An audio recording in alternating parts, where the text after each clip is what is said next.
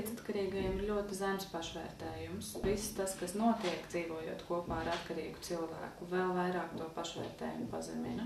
Man bija ļoti zems pašvērtējums. Man, kā es teicu, kad es tur visu laiku palīdzēju, tur naudas ziņā un visu, man likās normāli. Man likās normāli, kad man cilvēks kaut ko tur izdara sliktu, un es vienalga viņa. Es nesapratu, kad viņš man dara pāri.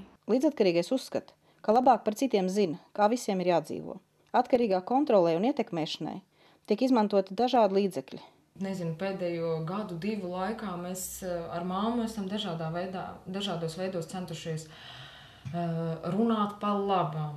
Mēs esam lūgušies, mēs esam raudājuši, mēs esam piedraudējuši, mēs esam ar viņu kontaktējušies pa vienam, par to viņas alkoholismu, pa 2 un grupās. Un esam mēģinājuši viņai printēt un visu kaut kādus materiālus par dažādām minisotas un kādām ne tik vēl programmām un kodēšanām un tam līdzīgi. Un vienkārši pilnīgi nekas nedarbojās, jo manai mammai neliekas, ka viņai ir kāda problēma. Viņai liekas, ka viņa ir absolūti vesela, kādēļ gan mēs par viņu satraucamies, kad gribēs nomirs, negribēs nenomirs. Cīnījāmies mēs visdažādāki. Sākām ar psihoterapeitiem, pat ar zālēm. Bija arī tāda grupa, kur viņš tur pavadīja laiku, bet nekas tāds īpaši nelīdzēja, jo kā arī psihoterapeits teica, ka viņam nav motivācijas. Un tad mēs tagad mēģinam arī dažādi citādi vēl. Līdzatkarīgais vēlas glābt cilvēku, kurš viņam ir tūs. Pat tad, ja pats atkarīgais to nemaz nevēlas. Izmisīga cīņa notiek par visu. Tas sākās 4 gadus atpakaļ, kad dēls arvien vairāk sāka pavadīt laiku pie datora, pat arī naktīs. Un mēs jutām, ka jau vairs nav klases biedri, kas nāk pie viņa ciemos, un dažādas citādas intereses zūd. Un vienīgais, kas arī palika, tad tikai dators.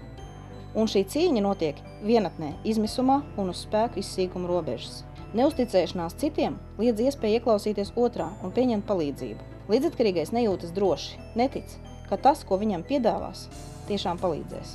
Līdzatkarīgais spēja pārkāpt pāri savam noliegumam tikai tajā brīdī, kad viņš sajūtas ļoti, ļoti droši. Atkarīgais lieto, lai nejustu sevi, līdzatkarīgais rūpēs par otru, lai nejustu sevi. Līdzatkarība ir smaga, sevišķi, ja atkarīgais ir bērns. Tā droši vien tā pamazām vien tas viss aizstāja to reālo dzīvi. Cik tālu viņš tā aizgāja nereālajā dzīvē? Līdz 3 nedēļu nenākšanai mājās. Tas bija tas, ko mēs pieredzējām. Bieži vecāki nonāk izmisumā, jo no bērna nevar gaidīt, ka viņš uzņemsies atbildību par notiekošo. Mēs vieni paši ģimenē nespējām. Mums vai nu pietrūka zināšanu, vai tā kā tas bija ļoti, ļoti grūti šie 4 gadi. Tad, kad iet runa par bērniem, tad mēs nevaram īsti cerēt uz to, ka tas bērns tagad pats aizies un visu izdarīs, jo viņš vēl nav spējīgs to izdarīt. Bet ja mamma sāk pārtraukt līdzatkarību, tad viņa sāk ieraudzīt konstruktīvus veidus, kā risināt problēmu. Attīstoties atkarības slimībai, arī līdzatkarība, kā uzvedības izmaiņas, kļūst arvien stabilāks un redzamāks ne tikai ģimenē, bet arī skolā, darbā un attiecībās ar citiem cilvēkiem. Vismaz tajā posmā, kad līdzatkarīgais vēl ir spēka pilns. Mēs varēsim redzēt lielu izpalīdzību no viņa puses un pretī nākšanu.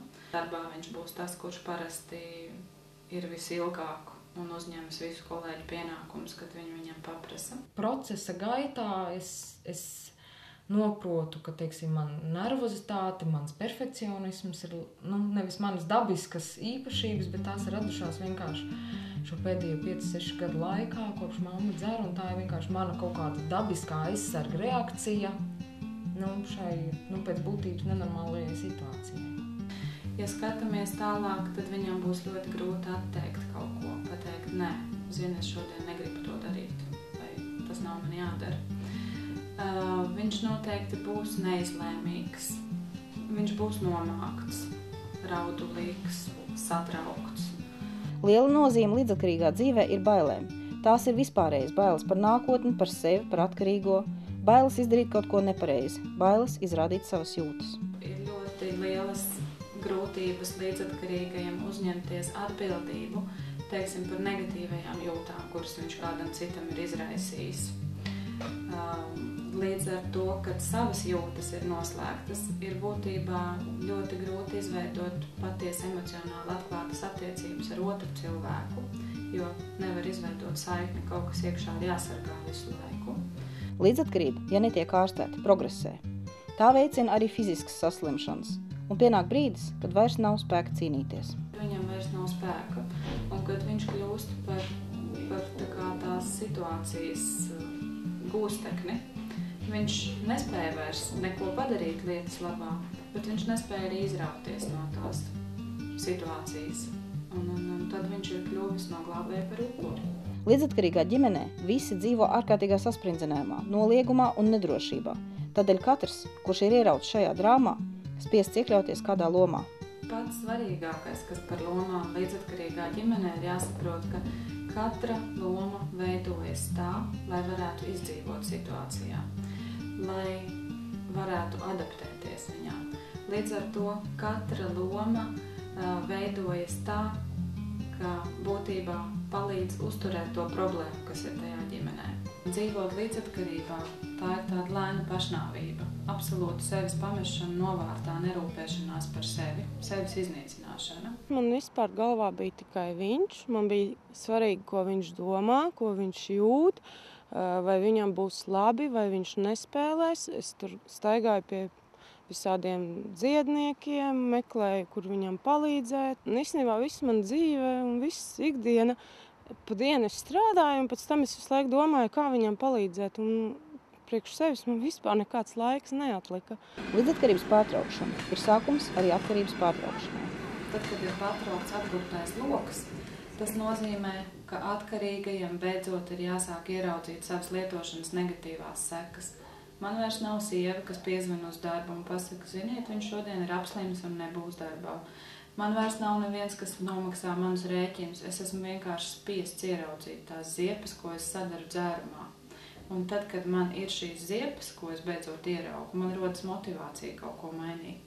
Samierināties ar līdzatkarību un cerēt uz laimīgu dzīvi nav iespējams. Diez vai ir iespējams vispār dzīvot pilnvērtīgu un laimīgu dzīvi, nerūpējoties par sevi un par savu iekšējo pasauli.